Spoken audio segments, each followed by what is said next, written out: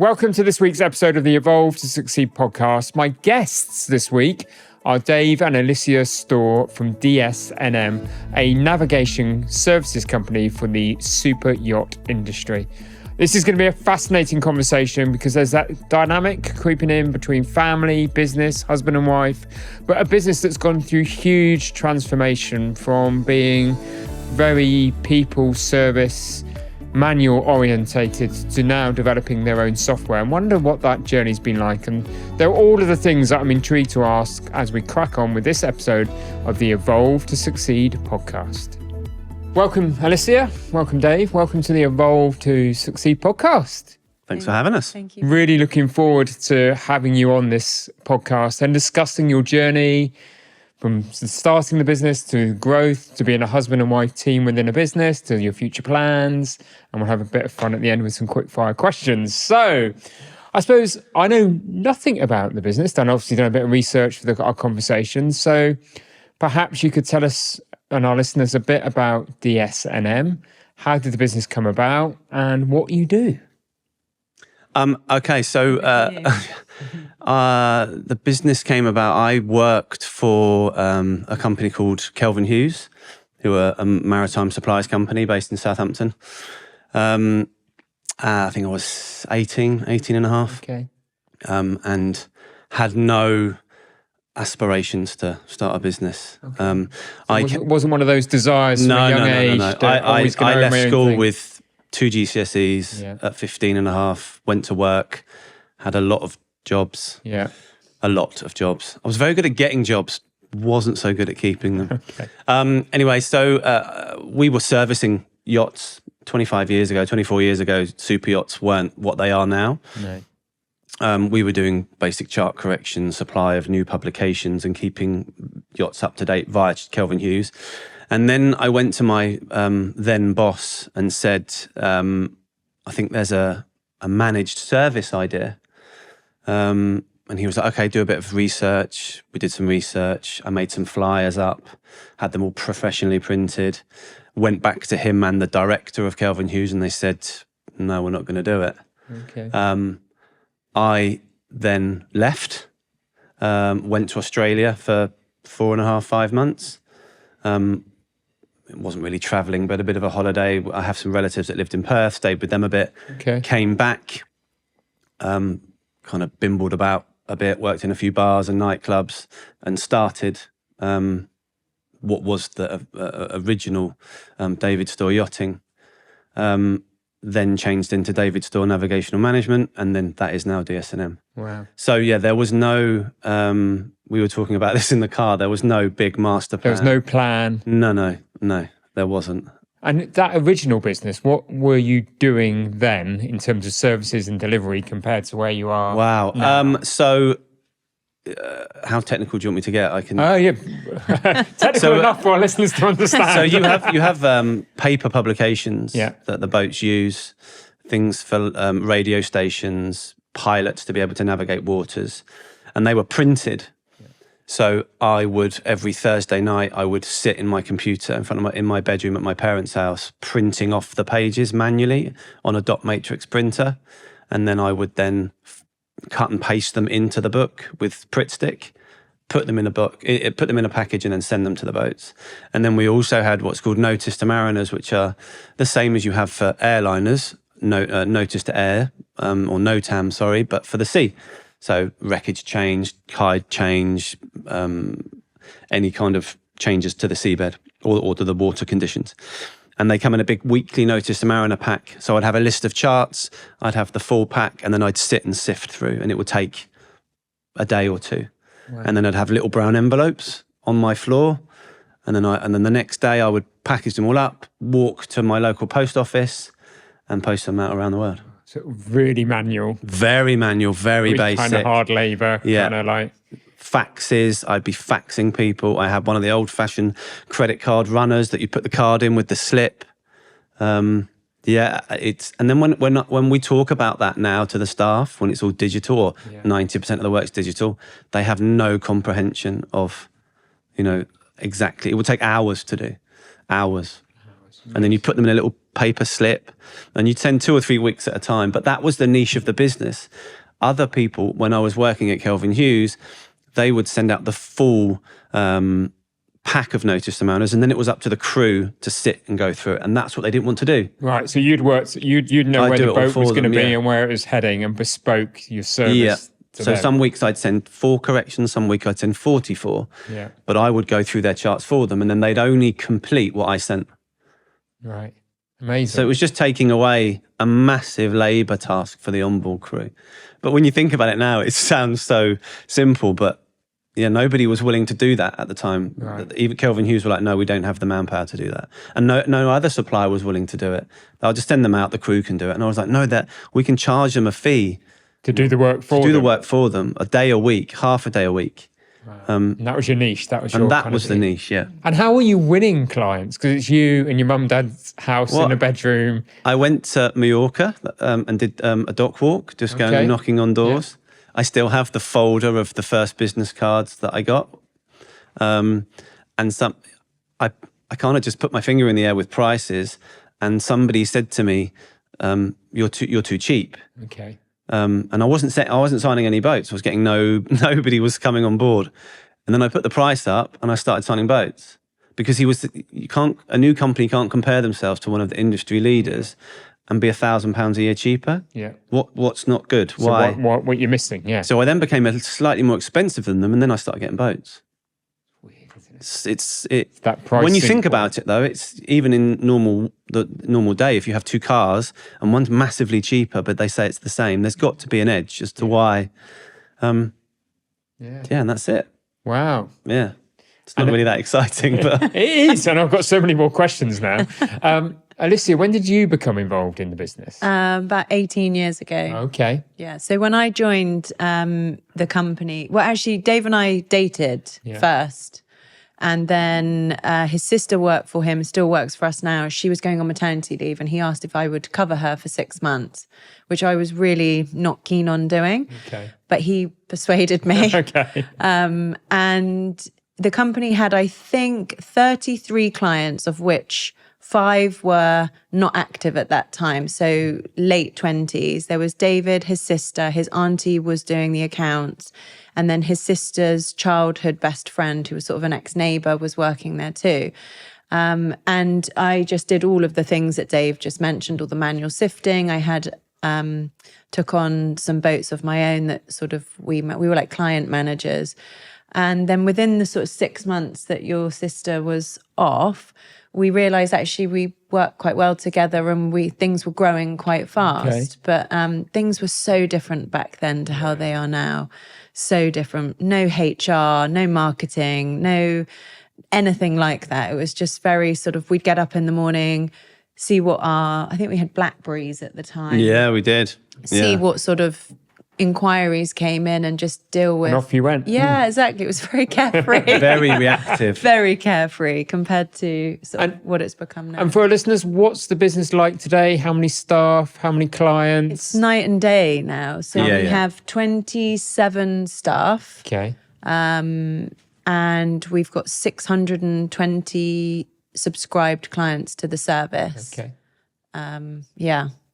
Bit of a change, isn't it? Yeah, bit of a change. Bit of a journey. Yeah, we do sometimes sit there, don't we, and say, whoa, how did that happen? Because it feels like it sort of happened overnight, even though it hasn't happened overnight. But yeah. And how have your services changed? Obviously, you're now not using Pritt Stick and scissors. No. So how have your services developed and changed? God. I think the core part of what we do hasn't changed at all. Okay, the service fundamentally is the company was built on service, starting from pre-sifting their notice to mariners, putting the corrections. We still do the corrections, and some boats don't like digital services, so they still have the books. So a lot of our I won't even say competitors, but some people in the same field as us, they will just send the book out, and the book may be a 2020 edition, so it has 5 years worth of corrections that need to be applied.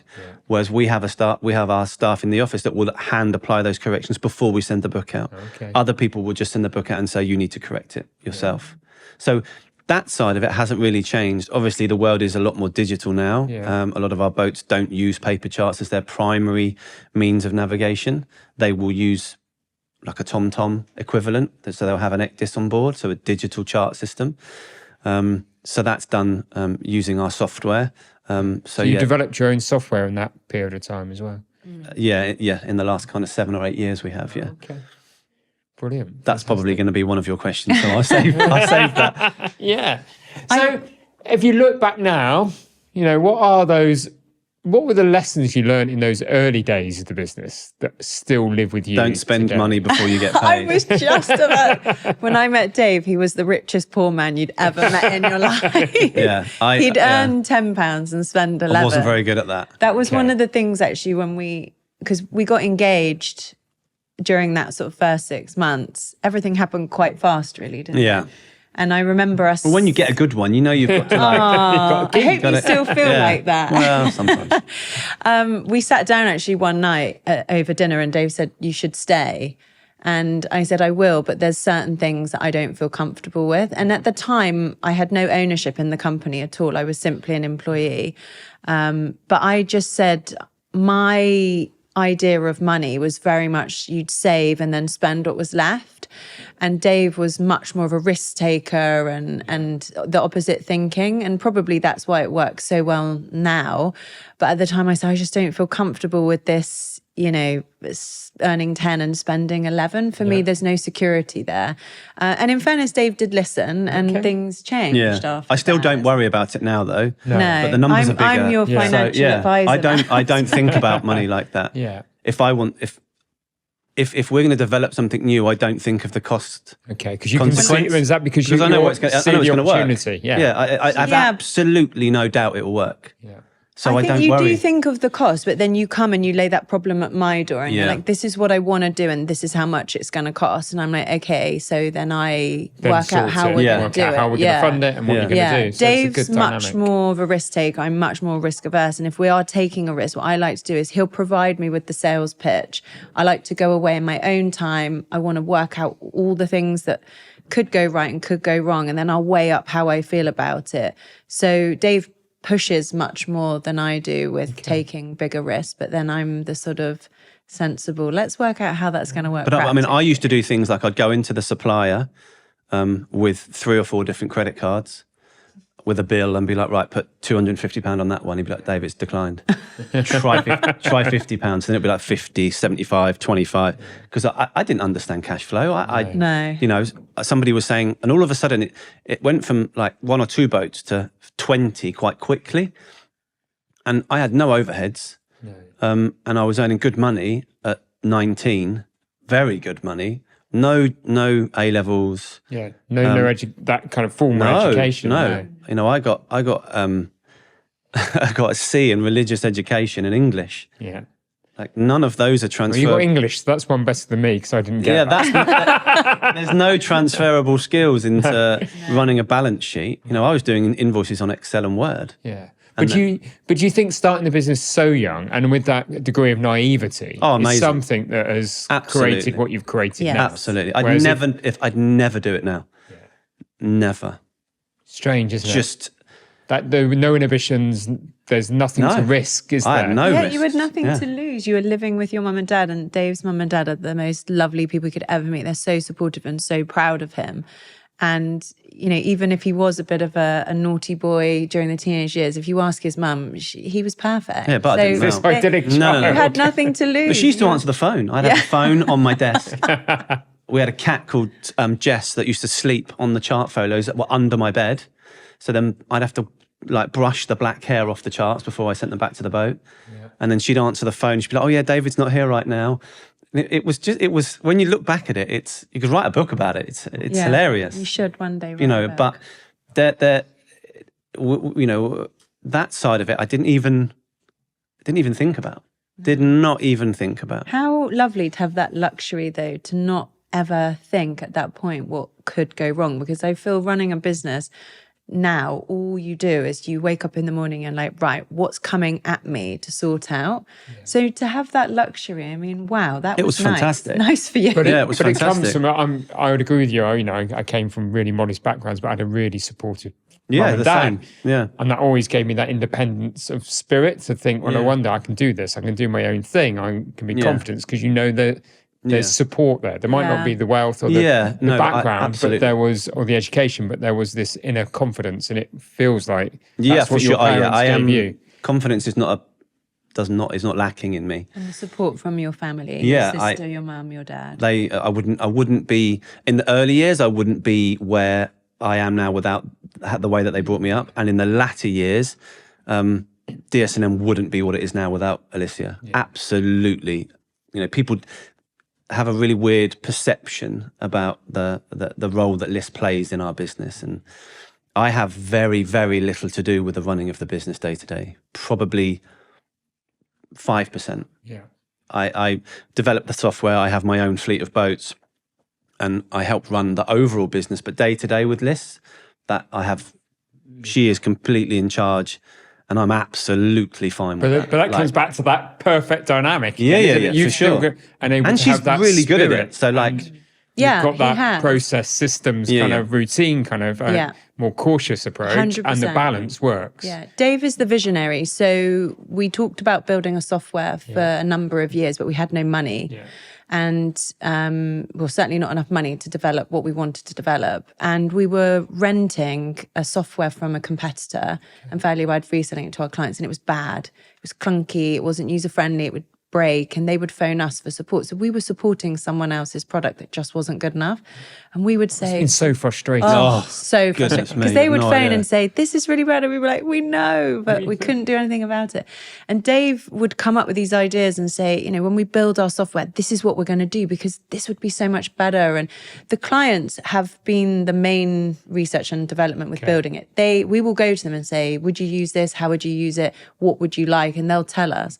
But Dave always said, I want to build this software, but as I say, we didn't have any money. And then we were sitting across dinner table one night. We're like, we've just got to do it. We've got to really take a risk with it, which obviously I had to measure up a bit. Unfortunately, the developer who still works with our software now, right place, right time, contacted us and said, I've started developing this product, which you could take on and make into what you want. So he was really key, and it was right place, right time.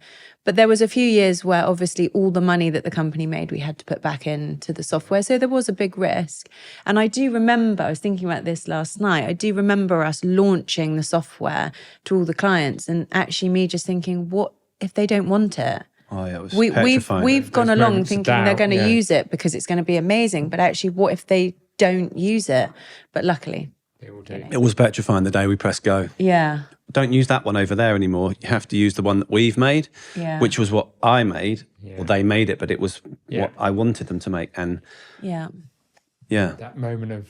But then again, I didn't really think about that either. You did have a lot of confidence in it. And that's what's so interesting talking about Dave's childhood and now the roles that we play. Like I say, Dave is definitely the visionary. He's the forward thinking. Like there isn't a day where we stand still, which is sometimes exhausting, but also the company wouldn't be where it is now in the industry without us being ahead all the time. When you go to conferences and forums and you see some other people that sell the same product as us and they haven't pivoted and they haven't moved into the digital age, their businesses are struggling. It's going to become archaic, isn't it? Yeah, exactly. Exactly. I suppose in your world, there must be those, the captains and those that run the boats and teams that run the boats. There's a generation of them that probably like it still 100%. The old way. There's a cultural shift. There's a whole generational change Absolutely.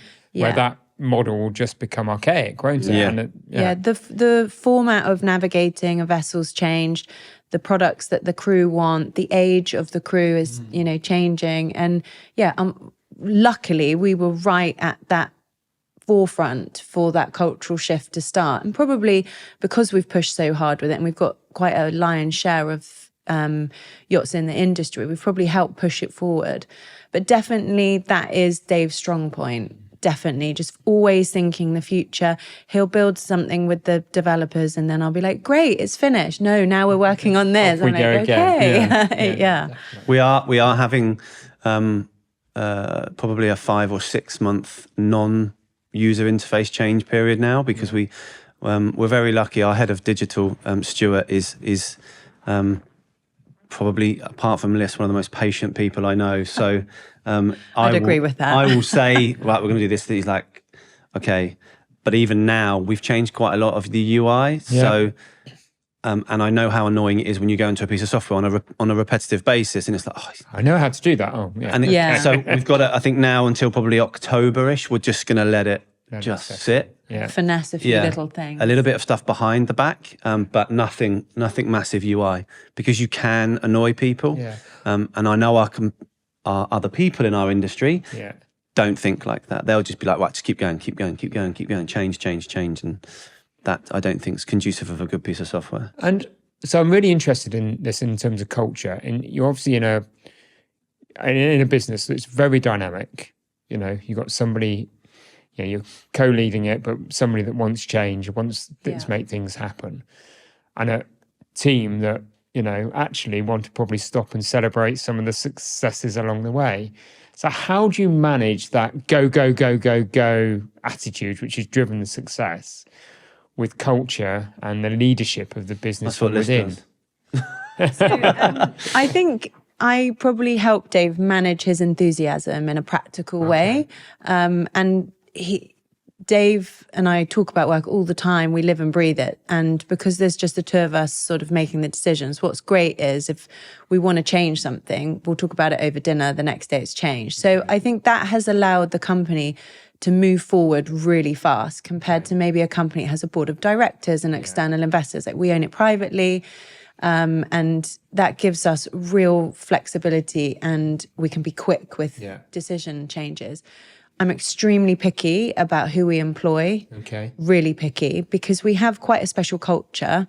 And I think probably I sound biased, but we have this amazing team of people who get what we're trying to achieve in the sense of the level of customer service.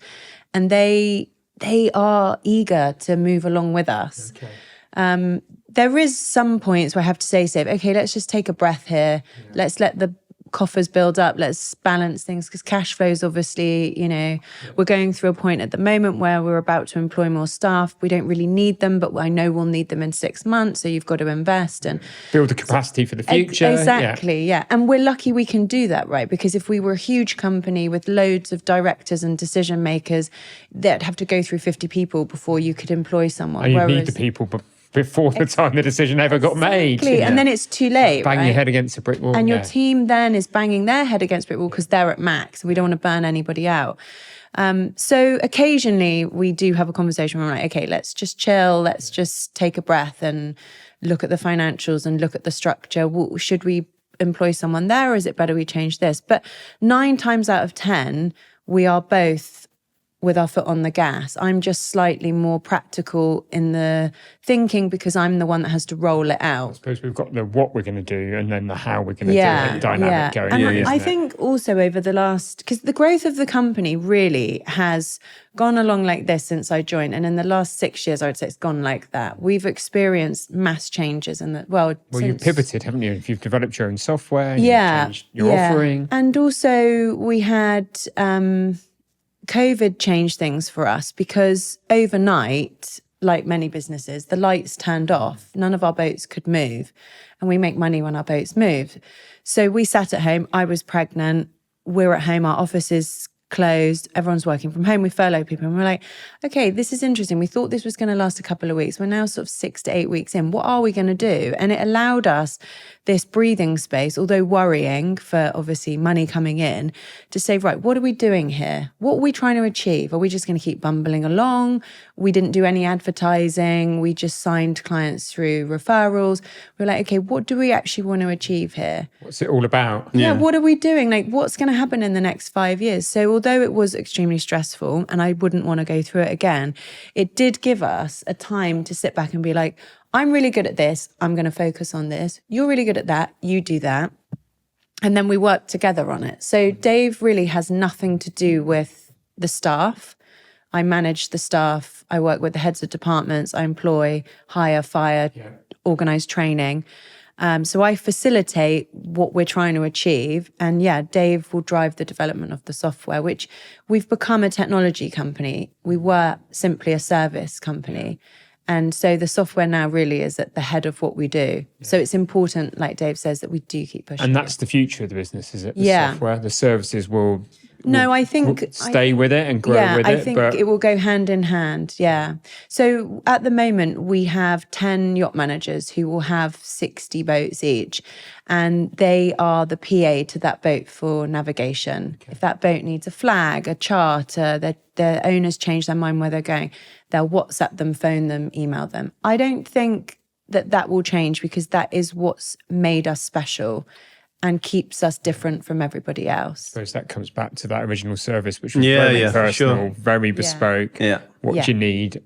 Digital still breaks. Yeah. Everyone thinks that just because it's going to be on a screen now, it's actually, if a paper chart will never break, a paper book will never break. You can spill a cup of tea on it, wipe it, you can still use it.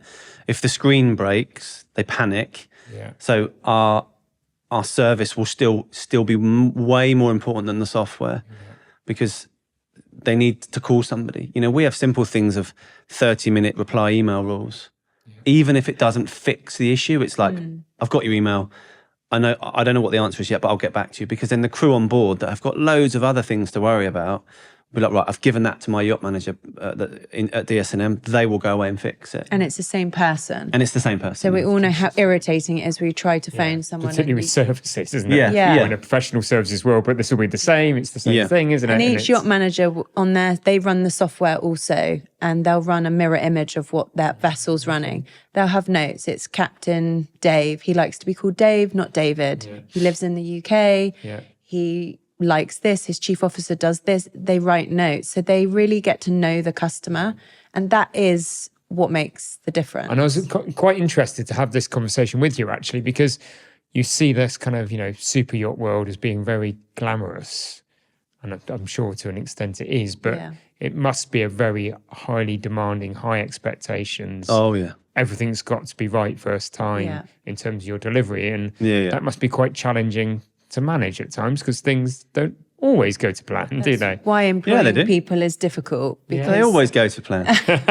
In your world, they do. My side, maybe not so much. Yeah. That is so actually... That's that pickiness. That's so challenging. Get the right you either get member. it or you don't. Yeah. And I can, after doing it for a long time now, when I'm interviewing someone, I can usually pick out if they get it or not. You have a very good judge of character. And if they don't get it, I've tried training it into people. It doesn't work. You either are a person who's a problem solver and has that urge inside you to want to do the best job you can and really feel a satisfying feeling from helping someone, or you're just not. Yeah. And that's fine, because those people probably are very good at other jobs. There's other things, isn't they? But they're not a yacht manager. Yeah. And like you say, actually, what's happening on board when they're phoning us because something's changed, it's not like, they've sold someone a pen and the pen's run out of ink and they're like, oh, I need a new one.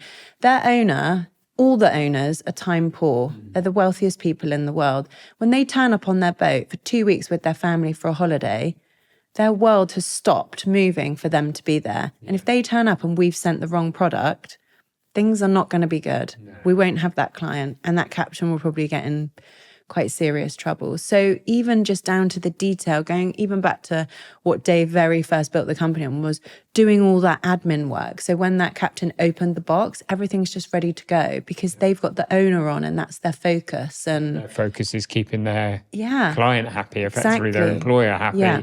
Yours is just helping them do we take all that work away from having them. Noise. Yeah. They don't need our service. Yeah. They could do all the work themselves. So it's a luxury for them to have it, in the sense that what we do is take away that sort of work for them, which allows them more time to focus on the crew and the owner and the guests and everything else. It's interesting, isn't it? Yeah, from the practicalities of, an owner was flown in for holiday and we've sent a Croatian flag, not a Corsican flag, which means they can't do what they need to do, or the licenses for the charts aren't loaded. Mm-hmm. He wants to go into that berth and he can't go in there because we've not got the chart ready. So then the captain has to say to the boss, we can't go in there. The boss doesn't like it. He fires the captain. We lose the boat. Yeah. So luckily that's never happened. It doesn't happen. But that's the threat of what could quite easily happen. Absolutely. Yeah. You can't miss a beat, can you? No. So if they say we're going to go from Monaco to Capri, they'll let their yacht manager know, and then the yacht manager will go away and make sure that every single tick box of flags, tender cards, pilots, charts, whatever it might be. And maybe some additional stuff in case plans change. Yeah. Because we know that happens all the time. Yeah. So we'll say, why don't you add in this in Yeah. case? Yeah, have this Yeah. bit Just of in racket case. edge. If you're going to go to Yeah. Capri, you're going to sail. You might want to go to Portofino. You might carry on to Sicily or what? Oh yeah, good idea. Let's have that as well, just in case. Because the owners of the boats want flexibility. Yeah, They want to yeah. go, right, we're going to do this, going to do Yeah. that. It's kind That's of what you have a boat for. Yeah. Yeah. Otherwise, you go to a hotel. We're always on the lookout for inspiring guests to join us on the Evolve to Succeed podcast. If you've got a story to share or know someone who's leading with purpose, building something brilliant or navigating the highs and lows of business, I really would love to hear from you. Reach out and let's have a conversation. Yeah, no, definitely. And in terms of the culture, how would you describe the culture of DSNM? In the office? In the office. Yeah. We have the most amazing team of people who are workaholic perfectionists like us, and they're very passionate about delivering the service. And the culture is unique, I think, of anywhere I've ever worked. If someone is busy and they're struggling, they'll put their hand up and say, right, guys, my boat's changed their plans. I'm really up against it. Help me. There'll be 5 people who'll be like, I'll help. Okay, Or great. if the guys downstairs who pack all the product up, they're really struggling, they'll message and say, right, I need someone to come down, check off charts with me. I'll come and help. It could be me, not so much Dave. We don't let you get involved in too much of that now, do you? Very soft hands. I don't do that. Manual labour is not your strong point. No. But the point is, you might have the guy who does our marketing down there. You might have the guy who, or one of the ladies from finance. And, so there's a real team feeling that no one is too good to do anything. So I was coming back from a meeting with one of our yacht managers about 6 months ago. And she said to me in the car, she said, she said, I've never worked anywhere where everybody is really good. She said, you normally get 1 person, 2 people in a big team that you carry them. She said, but there's nobody in our company from the bottom to the top that because we've all done the jobs. I've packed boxes, I've sifted corrections, Liz has packed boxes. We've all done the jobs, but there's nobody that's not excellent. Yeah. And that is down to the recruitment process of making sure we get the right people. And it also, you get found out if I was going to say, we don't have, because we are a small company, there's nowhere to hide. So actually, if you don't fit, I can normally tell quite soon. And it's less and less now that we employ people that aren't a good fit from the start, from experience of recruiting. But occasionally, if we do, normally it shows. There's an old adage, isn't it? And I built Inspire on that basis, which was, hire slowly and carefully and considered. And fire fast. Make no compromises in Yeah. that, and then exit quick. If it was wrong, it's best for all to go. Yeah. No, to know I what, 100% hands up. agree. Yeah, absolutely. And actually, if a person isn't a good fit, what I find is that it upsets the balance of the team. And when I'm recruiting now, I'm very much like, I don't want someone who wants to come here for a year's experience. If you want a year's experience in this, we're not the right place for you, because we're going to invest a lot in you in a year. And our team, you can't go on a course to learn the job. So our team physically train you. And if you leave after a year, they feel it. They're annoyed too. Yeah, So actually, put that blood, sweat and tears into that Yeah, person. sure. Yeah. So it's not a place to come and just get a bit of experience. If you're signing on, I would like a commitment that you really want to be with us. But obviously it doesn't always work out. And also culture-wise, we have a lot of females that work for us, which is brilliant. Yeah. I'm a massive advocate for women in our industry. It is quite male orientated, but it's getting better. We have female managers. We're a higher percent of female staff, Brilliant. which I think is important. Is the industry still that archaic male-dominated world? yes. Because you wouldn't perceive that from the outside. Yes, it is, definitely. And I think crew-wise, definitely females. There are more female chief officers and captains, but still much higher percent of males. And also in the business side of it, off the boats, still there's a lot more males at the sort of top of the company structure. But it's changing. There's a real cultural shift in the industry that there's a lot of women movements that are pushing, to celebrate females. But ultimately, it is more male orientated. Sounds like times are changing. And They are. It's that positive. change. It's encouraging. I don't think I'll ever, in my lifetime, ever see it. quality, but definitely it's encouraging the changes that are being made. Definitely.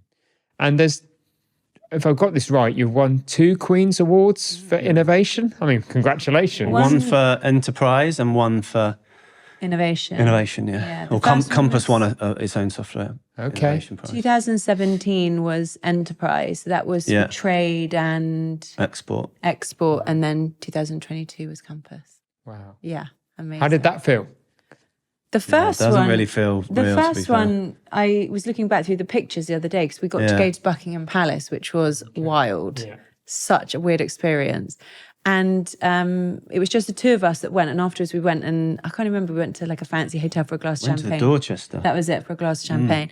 And we sat there, we were just sort of a bit, what's just happened? Yeah. There's the Queen, and we're at Buckingham Palace, and all of this hard work. And then the second one, I think, was even more special because it was actually for a product that we'd built. Yeah.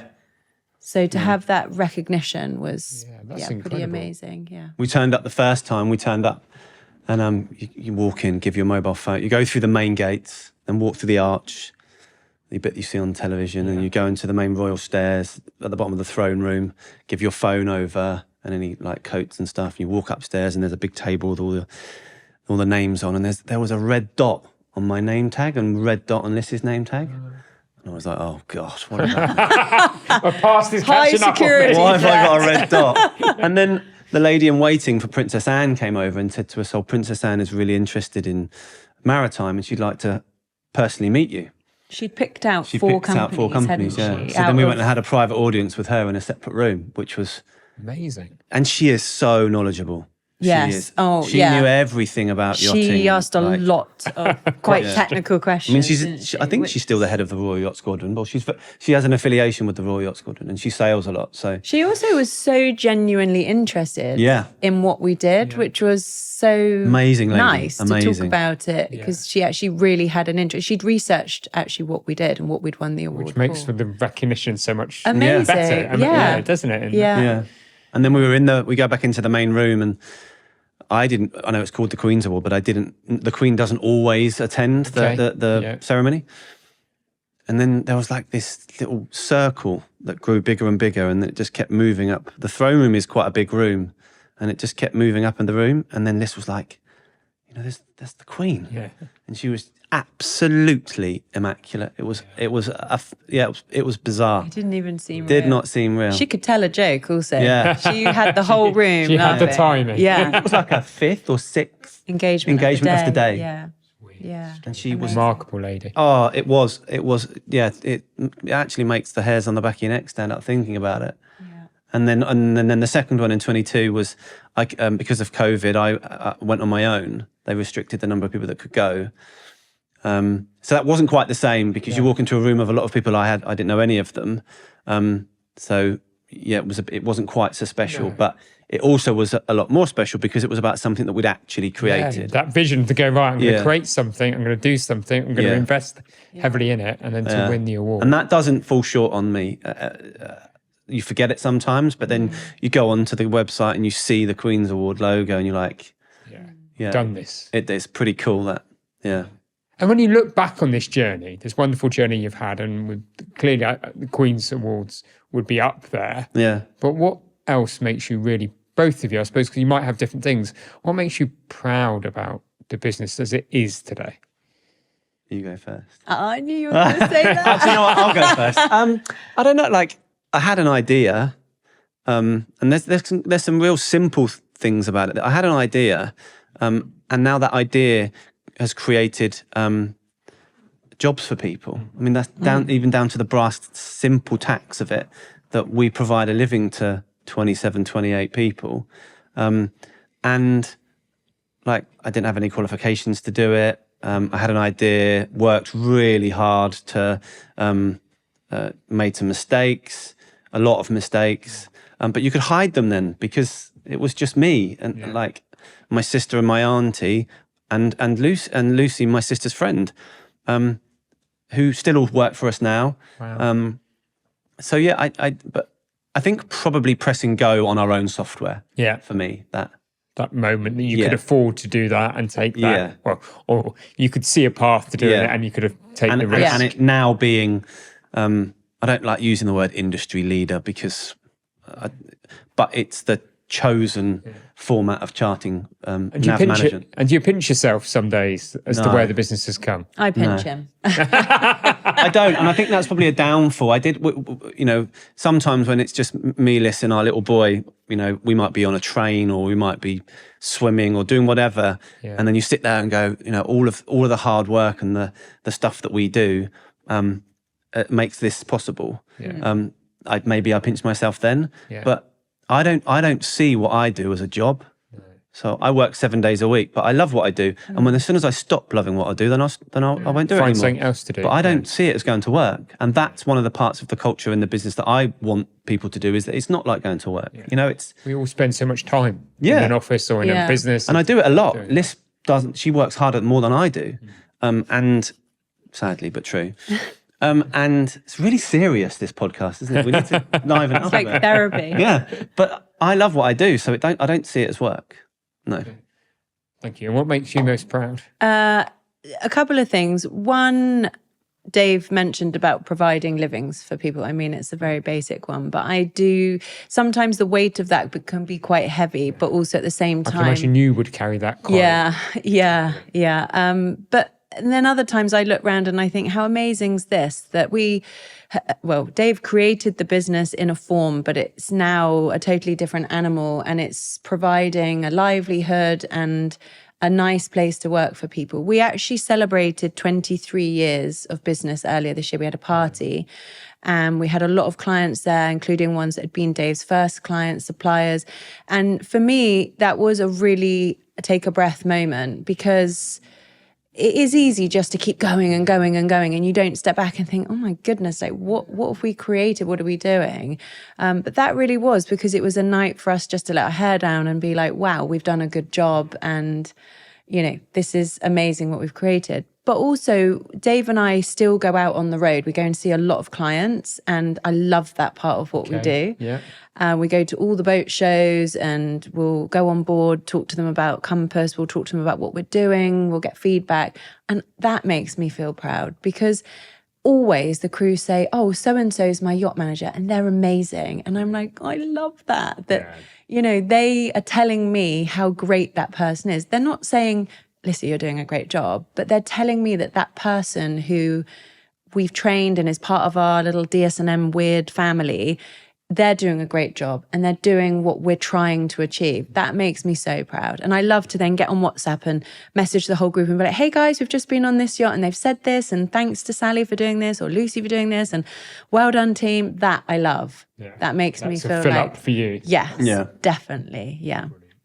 And we've talked about this dynamic of being husband and wife in the business. We've talked about how it works, and you've clearly, and you've expressed how hard you do work 24/7 nearly, by the sounds of it. We do play hard as well. Yeah, I was going to say. When do I play hard? So when does the downtime come? How does that dynamic happen? What impact is it having? You've got a young son. And what impact is it having on family life? How do you balance the two? I'm going to go first on this one. Yeah. Having Louis. Does that mean I can't steal your answer? No, it just means because I'm going to answer a little bit for both of us, and then obviously you can share your answer. But having Louis has changed things dramatically for Dave. Having him was the best thing that could have ever happened to us anyway. But I see a lot of the old Dave coming back out with Louis, because Dave sometimes feels stress in quite a sort of physical way. And having Louis is the best thing ever, because we'll get home, we've had a manic day, and Dave sometimes would struggle to put it to one side. You get home, your little boy's going around the kitchen in Spider-Man pajamas on a little trike wearing a colander on his head going around, and then you're a parent and it's really easy then. Switch. You have to, because they don't care what's happened. So I would say that, and it's brought us closer as a couple as opposed to just business partners. Because that is a challenge. challenge, Yeah. definitely. Luckily, we both love what we do. Yeah. But there are times when, you do have to say, okay, maybe we need to do like a couple of nights away, just the two of us, without Louis, without work, We do that. to remember that talk we're a about couple. business Oh no, over we still dinner. talk about about business. But you're just removing yourself from the mundaneness of emptying the dishwasher, emptying the washing machine. You know, there is a mundaneness that comes with everyone's life. And I love what I do. And I know Dave said he does too. But sometimes just removing yourself from that for 24 hours, 48 hours, sparks things back up again. And and then you go back feeling Liz is very good at organising that part. sort of ready to go again, don't you? I also think it makes me a much better parent. Yeah. Much better, because if I have 24 hours away from work and those parental responsibilities, when I go back, my patience levels are like up here again. But sometimes Fill up. Yeah. yeah. And you, Dave? What would you say? Can you remind me what the question was? How do you get that kind of balance? Full on business life, and how do you get the fun? Some of my friends had their children a lot younger than I. I know I don't look it, but I am 45. It's very, Don't look at it. very good moisturiser. And I sometimes sit there and think, I see their relationship with their children that are like 13, 14, 15 now, and think, they have a different relationship. But I think if we'd have had Louis then, I wouldn't have been the dad that I am now. I get to take him to school every morning. It's the best thing, A little chatter in the back. Honestly, it's the best 20 minutes of my day. Yeah. I don't pick him up, but I get to take him to school pretty much every day. I'm home to see him go to bed pretty much every night, unless I'm traveling for work, which is not as much as it was if you were to rewind the clock 10, 12 years ago. I would be away 2 weeks of the month. And I don't, that for me is a massive blessing. Yeah. And, we can go and do,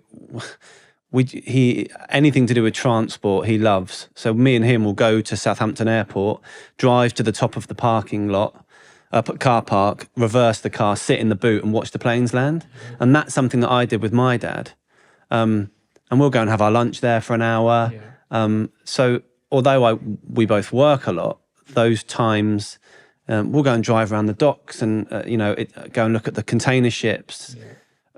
Anything like that, cars, we'll sit and watch the Formula One together. Yeah. He'll sit still for an hour and a half, watching the Formula One. So that kind of thing for me is really, really important. Brilliant. But I don't think there's a balance, right? I think that's a really interesting word. Yeah. People ask that all the time. There is no such thing as work-life balance, and I'd really agree with you. But you've got to do things that I used to think about it. You've got to put things in perspective, and I learned the hard way, but learned eventually that you had to be present in the moment. So that's a great example of what Dave said. Yeah. Going to the airport and sitting in the boot of the car, there's no point in being there. No. Having that picnic, watching the planes, if what you're really doing is on your phone. And I could appreciate having, Louis coming along later in life has given you that opportunity, which perhaps wouldn't have been there. It wouldn't have been. If you'd have had 1,000,000%. We say that also, don't we? Because he was born in COVID and we couldn't travel for a year. And I know that if he hadn't been born in COVID, I would have had him and we would have been back traveling again. Whereas instead, for a year, I didn't take maternity leave because obviously the business was not in great shape. When you own your own business, is there really? But we were home every night. And I used to say to him, this is so stressful what's going on with COVID, but at least we're here. We're seeing our baby go to bed every night. Yeah. We definitely wouldn't have done that if we weren't in COVID. We would have been back flying 2 weeks a month. But I do think that thing about, work-life balance, it is a myth. It's bollocks, Yeah. But you've got to do things to be present in the moment. You have, and definitely. Enjoy the moments that you do get. He forces that now because he's 4.5. He'll say, not on the phone, or if we're on the computer, he'll come and sit on our lap. Can I do my emails to Father Christmas? And you're like, oh God. Yeah, okay then. So actually it forces you to stop because he doesn't understand. Does he understand that mum and dad do run a business? Yeah. Yeah, according to him, it's his company. And he gets it. He knows that he knows that we go away. Yeah. He understands that we have to travel. And it is gets easier the older he gets. Actually. There's not many people that I know who both parents go away as regularly as we do. That is quite unusual, isn't it? Yeah, and he's like, we have an amazing support network, which means we can do what we do, and he's all right with it. Yeah. We never used to make a big deal of FaceTiming, but now we FaceTime him, and All he's interested in is what time zone are you in and why is it not dark yet? And are you going to bed? And are you going to bed? That's the I questions. wish. He's like, oh, yeah, we are going to bed, yeah. But it's trying to fill the cup back up with good stuff, I guess, is with both important. Parents being away is something that we're both quite aware of. That I'll be quite it's not conscious of ideal. as time goes on. And that doesn't have to be doing things. tried That can to be just do- playing at home with him, you know, building a train set or... Try to do no more than 4 nights away. Yeah. That for me, then I start to get itchy. That it's 1 or 2 nights is good then. Yeah. 4 is a bit like... Yeah. 4 1 or is- 2 nights, I allow my sleep and my whoop to recover, and then the 2 nights after is an addition. But more than 4 nights without him is too much. Brilliant.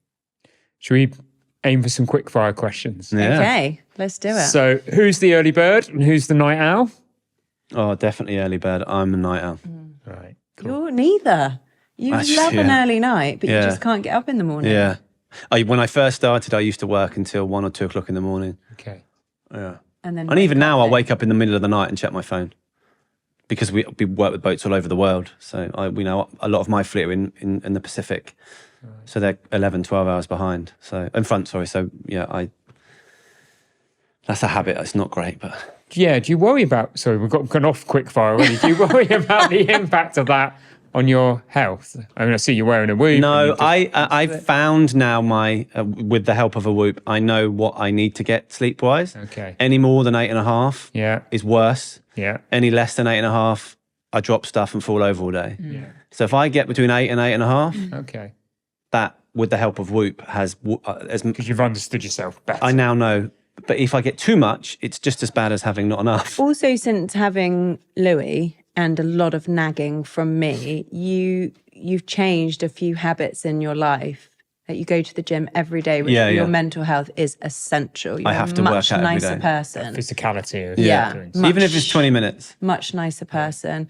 And also you eat better, you don't smoke anymore, and you go to bed a lot earlier. We're in bed and normally television off. I don't know if you want to be this person or... Go for it. You'll make us sound like 9:45 at night. Yeah. But then my whoop alarm goes off at 6:30. His list is up Awake at 6. At 6, so it's the dynamic I love sleep. I think it's like It is a great in your thing, 20s, it's like a badge of honor to get no sleep. But then you realize actually as you get older, sleep is the best thing ever. It's the best. It helps everything. And when you understand it when you understand the benefit and you get into some routine, it's great, isn't it? Oh, yeah. This time of year, I love to get up at 5:15, get out on my bike and do 30, 40 miles and then come to work. Yeah. But I know if I'm going to do that, You've got to get sleep. I've got to get to bed at 8:45, 9 o'clock Yeah. to get the sleep in because I was trying to do both and you're like, well, you just don't maybe perform. I'm just getting old. You just don't perform but it. You don't give actually- your body the chance to perform what you want to do. It doesn't give it the rest time. But and you all of become those. frustrated, then that affects your mental health, and then Perfect. Right, let's go back to the quick Okay, fire. quick I'll fire. try, it was me. I'll try not to get Sorry. divided. 3 words to describe each other from a business perspective. Shall I go first, or you want God, to go? yeah, Jesus. Dave's You quite told me scared now. that. We knew all the... She's telling me the questions in the card. These weren't on there. Okay, dynamic, obsessed, forward thinking. That's sort of 2 words. Can I Okay, amalgamate? you can have that. Yeah, forward okay. thinking. Love those. Great words to describe you, Dave. How are you No going to describe pressure, Alicia? Dave. No pressure. Diligent.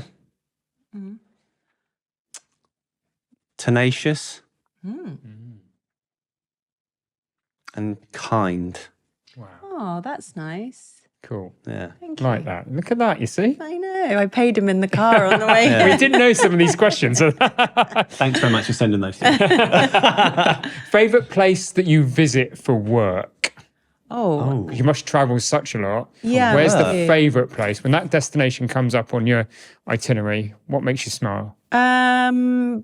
anywhere together. No, I'm Oh, kidding. God. South of France. Wishy-washy now. Jeez. I said kind, not stupid. I love the south of France. South of France. Yeah. Yeah, Right. for work. Yeah. Yeah, because there's That's the, so Yeah. where for work would yeah. be the destination. There's a lot going on down there all throughout the year. Some great restaurants. Yeah. Okay, South of France for you, Alicia? Yeah, probably Monaco or Saint-Tropez. Okay. Monaco's just, it's For not work. real. Yeah, For for work. work. To go there for work is just, you walk down that hill and see the boats in the marina. It's magical. Yeah, it's pretty cool. Yeah, so And it's not real. So it's No, Monaco is a bubble, that's for sure. It is, you do come over, don't you? And you see Yeah, it, and it's a pretty amazing place. Yeah. What still keeps you awake at night? We just had that conversation about sleep, but what's the things that worry you and keep you awake at night, if there is anything? Apart from my 4.5-year-old wanting to eat, drink, have a chat, or whatever else he wants to do in the middle of the night, I would say it's rare now, but there are times if we are going through a change or a restructure or cash flow bump with the company that I do feel that weight of employing people, because I lie there. I'm pretty good at not allowing things to get to me, but if I do go a bit inside my head, I'm thinking, okay, it's not just my mortgage I've got to pay. When I look at, our wage bill for the whole year, which I've been looking at this week, I'm like, oh my God, before we even service a boat, I've got to find £1 million to pay all the staff. That sometimes when you think about it too much, you go in, like you say, in your head too much. Yeah. Okay. So then I'm like, okay, let's think about something else. £1 million? Jeez. Well, that's Dave just not what I pay sleeping myself. tonight. Yeah. Jesus, I'm not seeing very much of that. I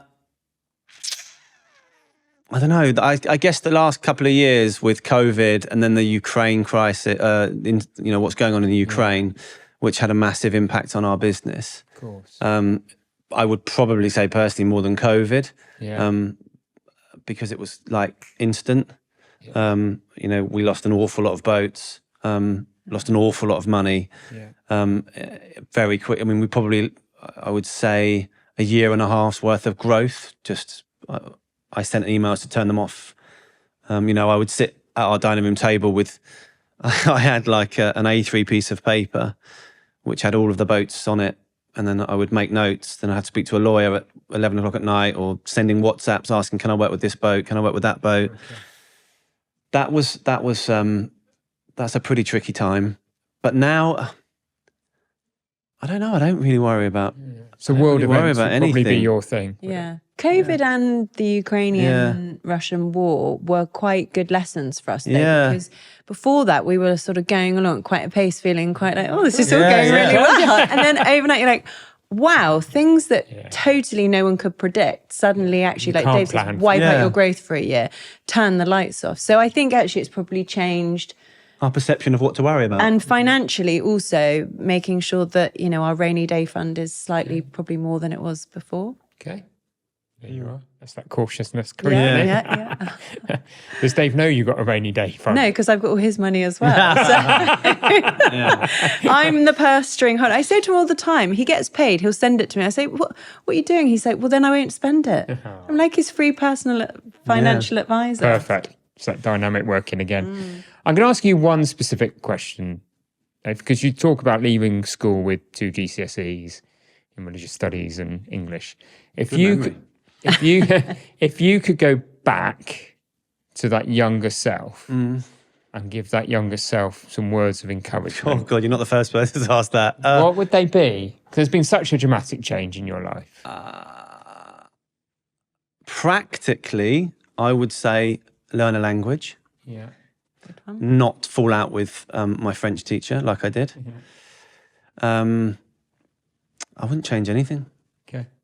Great answer as well. I think having a language at school, I think, is a huge benefit. Would be now, and also as a life skill, I think is a huge benefit, and it's something that both Liz and I will be, trying to push on Lou, or not push on him, but promote to him. Yeah. But no, I think, like I said, I had a lot of jobs, and I went for a lot of interviews, and I got pretty much every job I went for, I got.